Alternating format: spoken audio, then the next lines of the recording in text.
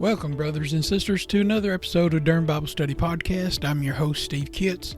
Now, this is a continuation of Job chapter 1.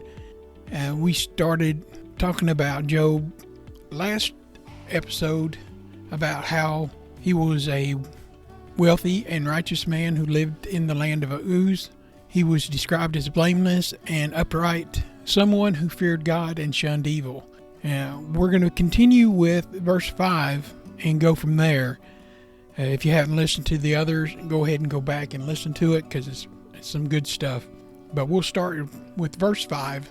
Verse 5, "And it was so, when the days of their feasting were gone about, that Job sent and sanctified them, and rose up early in the morning, and offered burnt offerings according to the number of them all.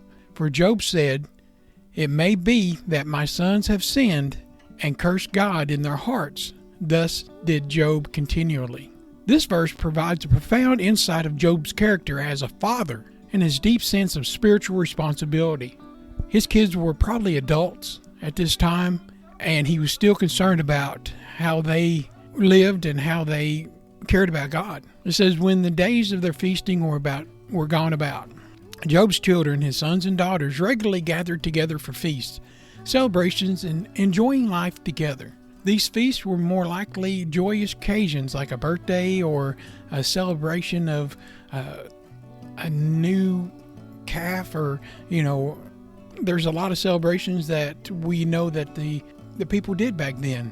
This phase indicates that Job waited until the feast had concluded before performing his spiritual duties on their behalf, showing his respect for their celebrations while maintaining his vigilance as a father. Job sent and sanctified them.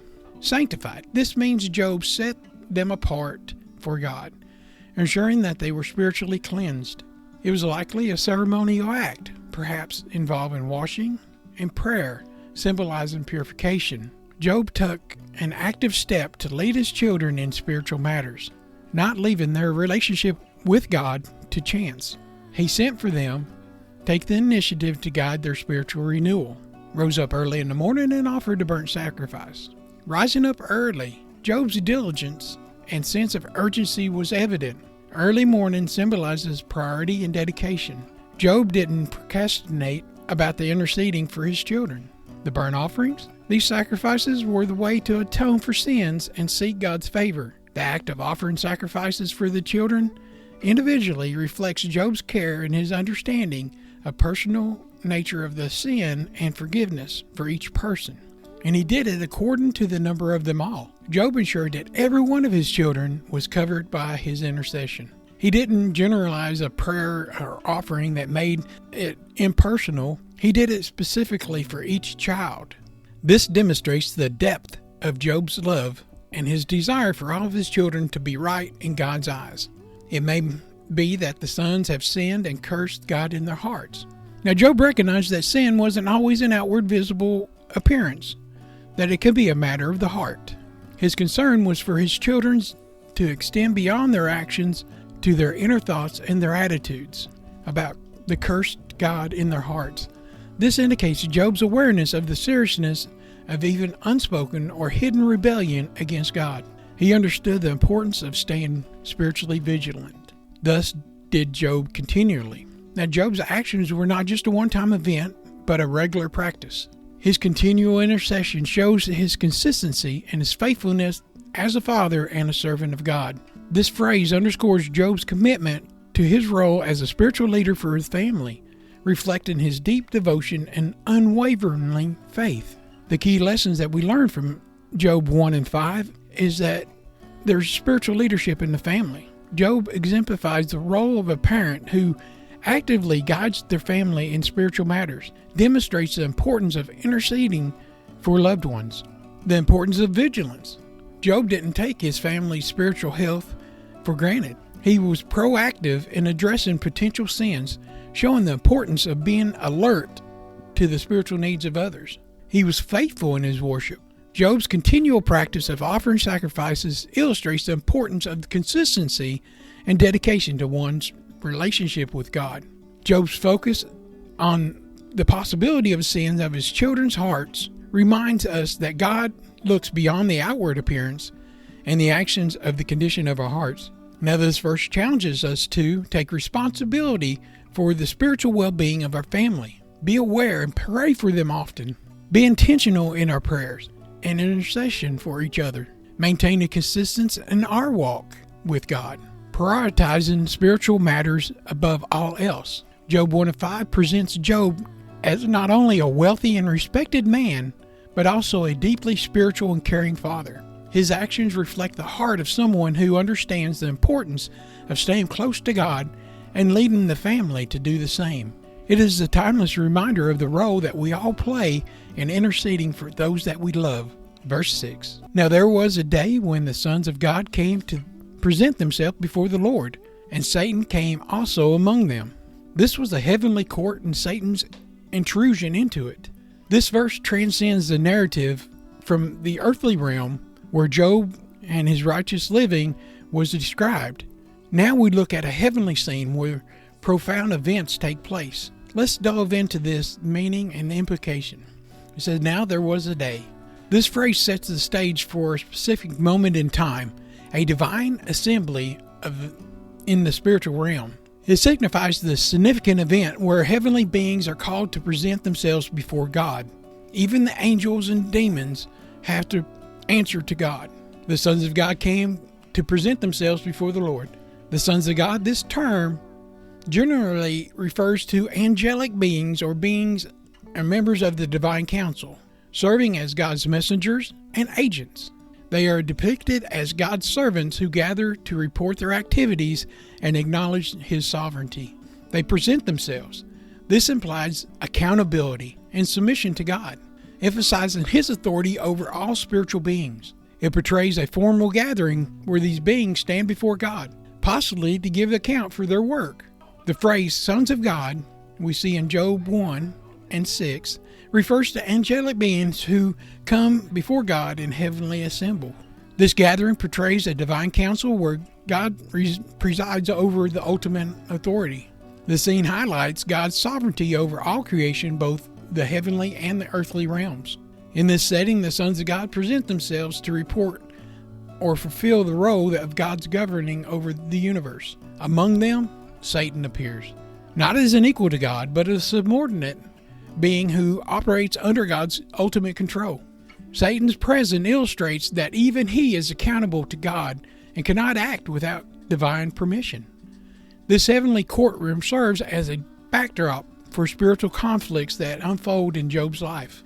It reveals that Job's suffering is not random, but allowed within God's sovereign plan, with a deep purpose that it will be explored throughout the story. The narrative emphasizes that God remains in control, even in the face of evil and suffering, and that no event escapes His notice. The third part, it says, Satan came among them. Satan, the name means adversary or accuser. In this context, Satan is portrayed as an enemy of God and humanity, whose role is to challenge and to oppose. He came among them, suggesting that Satan has access to the divine assembly, although he is not part of the sons of God. He was an angel that went against God, so that would probably give him the ability to go there, but his status is not the same as the sons of God.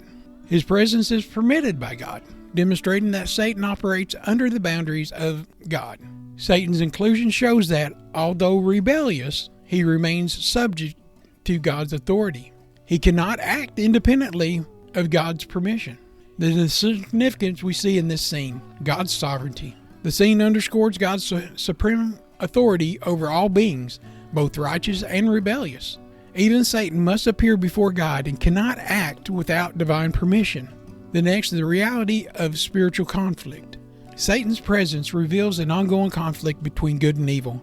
This conflict is not just an earthly struggle, but one that occurs in the spiritual realm as well.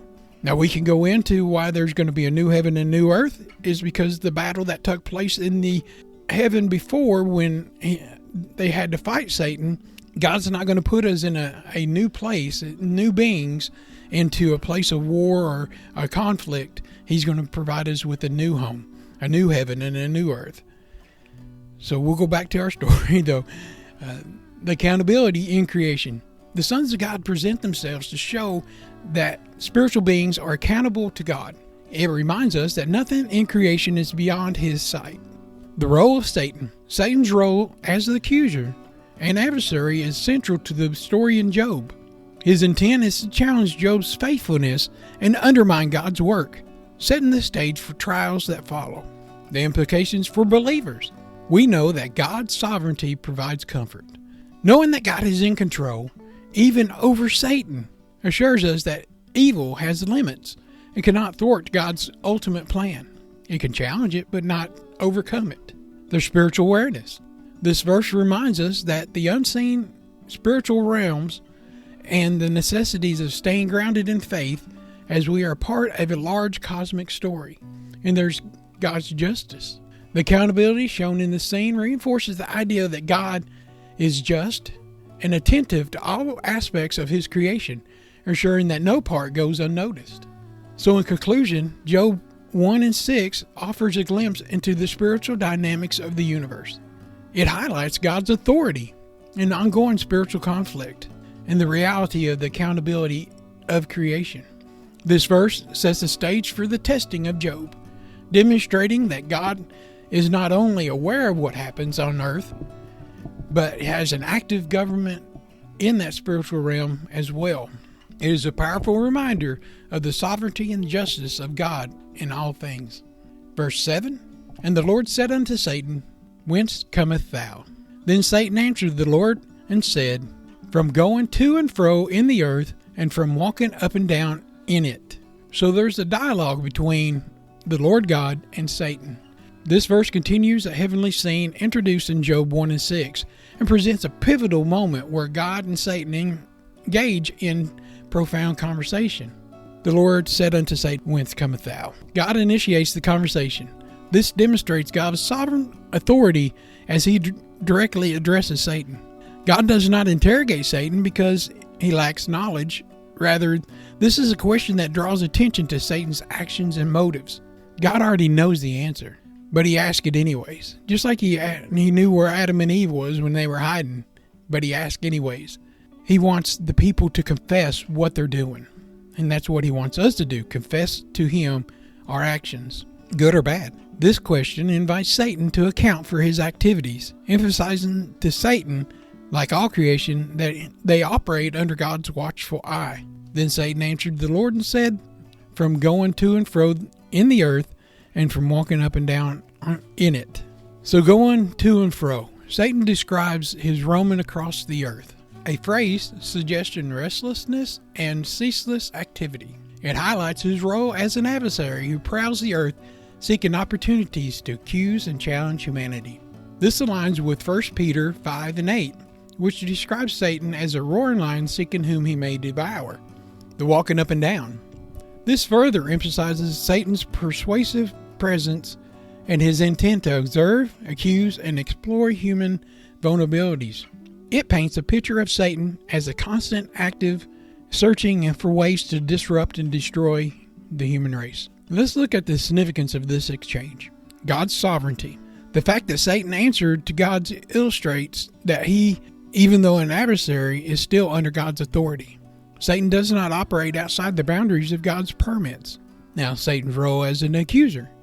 Satan's roaming suggests that his role as the accuser of the brethren from Revelations 12 and 10 highlights his mission to challenge humans' faithfulness and integrity. This is the preparation for the testing of Job, though. This dialogue sets the stage for Satan's accusation against Job.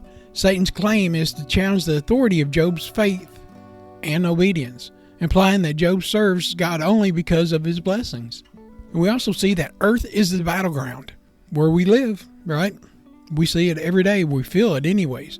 Satan's presence on earth underscores the spiritual conflict occurred in the human realm. The earth is a portrait of the stage where faith, obedience, and integrity are tested. And we see there's lessons for the believers. We need to be aware of the spiritual realms. This verse reminds us that there is a spiritual dimension to our lives, with forces at work beyond what we can see. So we have the necessity of being vigilant. Satan's activity of roaming serves as a warning to stay vigilant in our faith and commit to God. Satan is on the move constantly in search of souls to steal, kill, and destroy. God's control over this earth provides us with assurance. Even as Satan prowls, believers can take comfort in the fact that he operates under God's ultimate authority. Nothing occurs without God's knowledge or permission. In conclusion, in Job 1:7, it reveals the reality of the spiritual conflict and the adversary's ceaseless activities to undermine the faith and challenges God's purposes. Yet it also underscores God's supreme authority, reminding us that even in trials, God is still in control.